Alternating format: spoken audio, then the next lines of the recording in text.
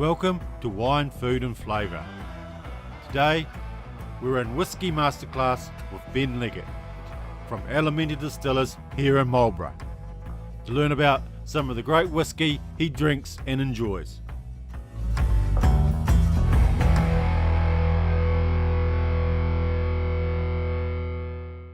We're going to be tasting just single malts here today.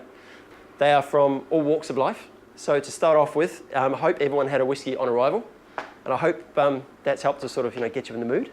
It's great to be able to have this kind of thing in Marlborough, a place that's obviously extremely well known for our wine, and to have people like Clive and Winos, with such an incredible boutique selection of whiskies and other spirits from around the world. Whiskey is one of my big passions, but the truth is I'm a big spirits geek. As Clive said, my name is Benn Leggett. I'm actually a Marlborough lad born and raised, Raringi Beach, proper grassroots. But I did spend 14 years in the UK, living and working in the spirits industry over there. Brand ambassador for quite a few different whisky labels, including cognac houses, whiskies, and even rums. So quite a nice sort of extensive spread. But what's happened is about 3.5 years ago, I came back from the UK with an English wife, as you do, and with a bit of a single sort of drive to try to bring my love and the industry that I've obviously been working in for so long back to New Zealand, and especially back to Marlborough. I believe we're about to go through a bit of a craft spirits sort of renaissance in New Zealand, largely on the back of what's been happening, especially in Australia, the UK, and the US. And I've been very lucky to meet the right people, collaborate with the right people, and hopefully in a couple of months' time we'll be able to put the spade in the ground for the very first brand new distillery right here in Marlborough, which is going to be called Elemental Distillers. It's located at the Vines Village, and unfortunately, despite this being a whisky day, we will be producing a gin primarily from that site. So we do hope that obviously we'll be able to see all you guys there. Be also open to dedicated touring tastings, so there's a lot more to sort of hopefully masterclass wise we can do in the future, not just for whiskies but gin and other spirits. But no, this is a single malt by authenticity to the Scotch definition. This is actually produced by the Thomson Distillery, which is located at the very top of the Waitemata Harbour, just northwest of Auckland. This has been in existence since 2014. This is the bottle, pretty beautiful bit of packaging for Thomson whiskey, sold obviously right here in Winos. And this is retailing for $94.99, so less than $100 for a single malt. They've done everything completely straight down the line. They've even used 100% New Zealand barley, which they have then also got another company outsourced to be able to malt it for them. Then they've gone a step further because they really like their smoky whiskies. So they have actually smoked this whiskey using Manuka wood. So they've smoked the barley in advance of fermenting and distilling into a single malt, and then they have laid it down in casks for 4 years. So this is quite special. To help sort of with their own return on investment, they actually did a few little early release samples, which people just lapped up because it was great to be able to taste the evolution of this malt as it's growing. But this is a New Zealand single malt. It's still a bit sort of raw because it's still quite young. They still have quite a bit in barrels, so they're still going through the maturation process. But to be able to support something local, and these guys have also picked up a gold medal at the San Francisco International Spirits Competition, which is the world's most recognised spirit accolade. So it's a single malt right there. So if you have anything of the first one left, do dive back into it, give it a comparison. Always so good to do things side by side. You'll see that'll really help to define. You'll see that obviously that first one is still very, very different. It's quite raw and rough around the edges really, because technically it's still young, but we know that maturation does help to dull off some of those really sharp edges. There is obviously a lot more longevity, there's a lot more aftertaste in this one.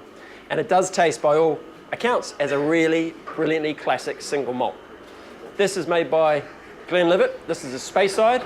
This is a 40% alcohol whiskey, and it's very much the signature of what Glenlivet is all about. This is a 12-year-old, and by law, the 12 has to represent the youngest spirit that is in there. And this is usually where people go, hold on a second, I thought this was a single malt. Isn't this just like, one barrel that has been there for 12 years? No. So basically, single malt dictates that this has to be made from just a single ingredient, malted barley in this case, and it has to come from a single distillery. But there are multiple barrels and multiple runs or still runs or pot runs of that whiskey. So the cellar master has multiple barrels in their cellar at that single distillery of different ages. Their job is also to, they don't like to use the word blend because it's not a blended whiskey. but in this case we'll call it a marry. They like to marry up the different barrels to create the style, the expression that is Glen Leggett 12-year-old. Whiskey or barrel that is in there is 12 years of age. But this is, especially again, bang for buck, a pretty damn fine single malt.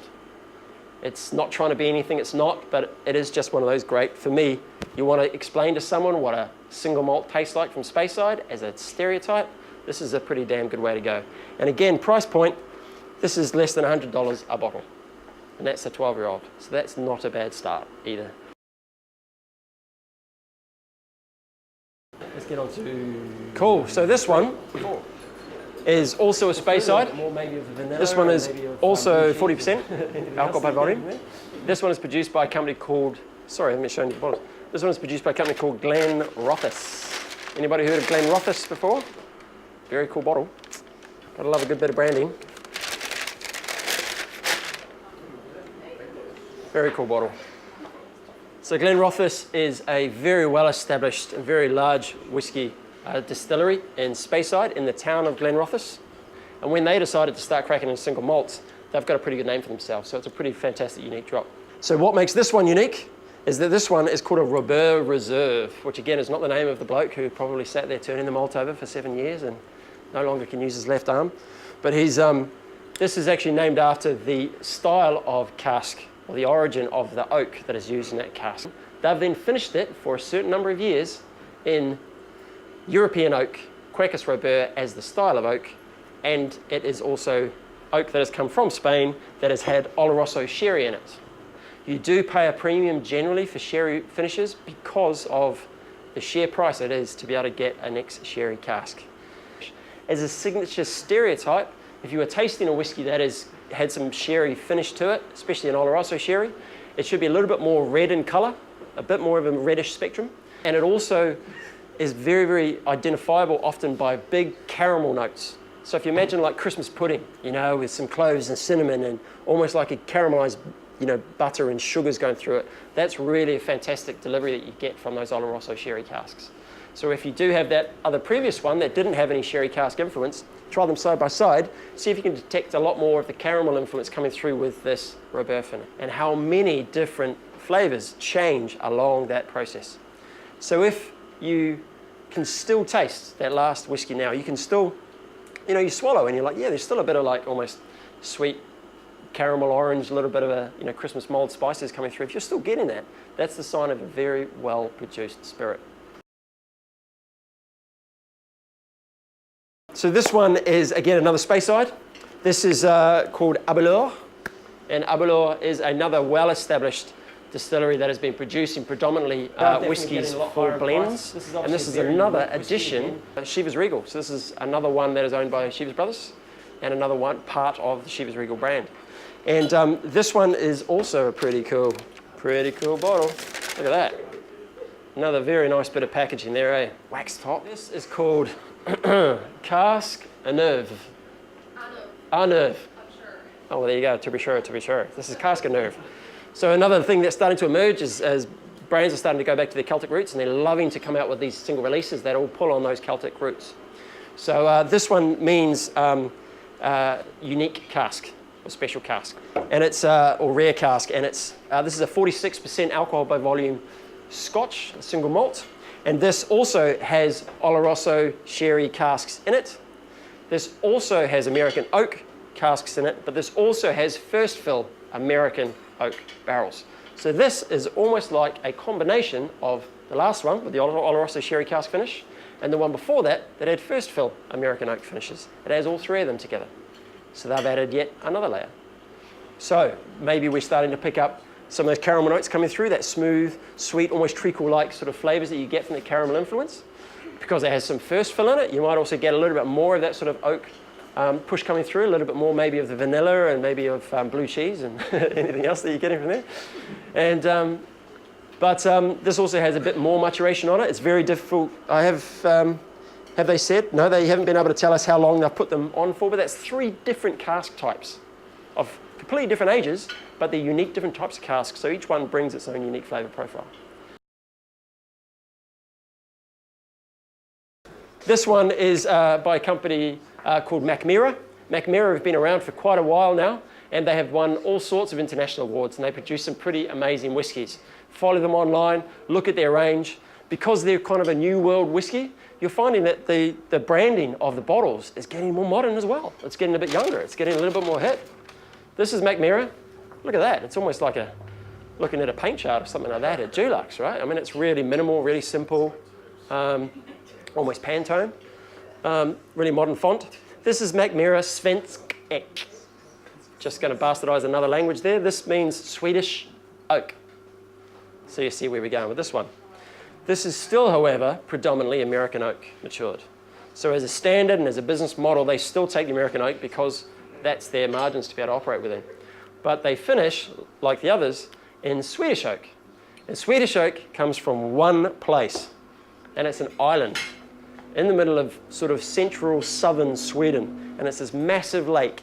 And in the middle of this lake is this long, very, very skinny island that is covered in oak. There is a small town there and there's a few farms, but it's predominantly covered in oak. So this still isn't 100% Swedish oak. Now, Swedish oak is still very similar, as you said, to the same oak that's used in sherry casks. It's the same oak that is basically used to mature cognac, for example. Okay? The difference is because they're not Scottish, they're not conforming themselves to the stereotype of using hogsheads at that set sort of 300 litre volume. So they're actually using very small casks. So they put their Swedish oak into 30 litre casks. 30 litres, really small. Now, if you put something in a small cask, your ratio of spirit to oak goes way up. So, you know, you've now got a very small teacup and a very big tea bag. So you're getting that infusion a lot faster over a shorter period of time as well. So, but they only use that for a small period of time to influence those flavours. Now, what Swedish oak exactly tastes like, I have no idea. It's very hard to try to find a tasting note on that. But then the American oak that they've still used for the majority, actually, they have three different types. They have the standard American oak barrel, which is the American style, so it's an ASB, so it's a bit smaller than the Scottish. They also produce some American oak 30 litre casks as well, and then they've also got some first fill casks in there as well. So now we're almost at putting all those last oak experiences we've had to date and putting all of those in there, but instead of having a European oak influence with Oloroso sherry in it, it's a first fill Swedish oak from an island in the middle of the southern Sweden. So all very interesting. So there we go. They describe it as sandalwood, dried ginger, black pepper, roasted oak barrel, herbs, whiskey, tears of a unicorn, all of the usual. Bit harsh, bit sharp. No, it's a 4 to 7 year old on average. So that's where the harshness is coming from. So imagine that with a little bit more maturation. So if we sort of try to step away from that sharpness and that harshness, maybe even add a bit of water if you want, but what happens afterwards? How long does it last for? How does the flavour profile change? Are you still getting those lovely kind of like spice notes at the end? Are you still getting vanilla? Are you still getting, you know? If so, then that's still an exceptional whiskey.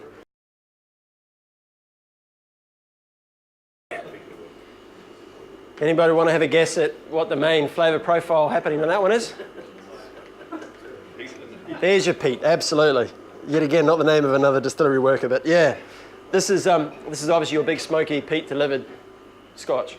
This is an Islay malt. This is one of my all-time #1 favourite distilleries. Anybody want to have a guess at which one on Ireland that might be? Laphroaig, well done, sir. Thank you very much at the back. So this is Laphroaig, which is one of the most iconically recognised big smoky whiskey distilleries on Islay, in the west of Scotland, the Hebrides. This is another one without an age statement. This is another one which is 46% alcohol by volume, and this is, actually I lied, this is 48. Another fantastic Celtic name for your interpretation. This is Anquamore. Yep. I would say Anquamore. Well, you could say that if you... yeah. Anquamore. Very good, thank you. Anquamore, which means? Very good. Very good. The big water or the big sea, yeah. Big ocean. So basically, this alludes to the fact that the Laphroaig distillery is located on the south coast of Islay, which is literally right there. The ocean and the sea is right there, and during big storms, their waves crash up against the side of their maturation warehouse. It's quite impressive. And so the ocean plays a pretty big part in the actual, the identity of the distillery. And there's all sorts of lovely talk about the flavours being imparted through the sea air and things like that. But their maturation house is right there, overlooking the Atlantic Ocean. So the big ocean sort of plays a bit of a nod to that. The Anquamore is the name. This is 48% alcohol by volume. Why is it 48%? Because the master distiller John Campbell decided that that was the best strength that he wanted this whiskey to be delivered at. And that's a good sign. If you get a rogue alcohol level like that, that should mean that they have produced that because that's the liquid that they want first and the marketing that they want second. It's an absolute pleasure. Thank you for listening to me ramble. Hope you enjoyed it and found something unique. Do follow Elemental Distillers online. We're going to open our distillery hopefully in a couple of weeks, and then we can come back and do a gin one. Bang it. All right, thank you very much.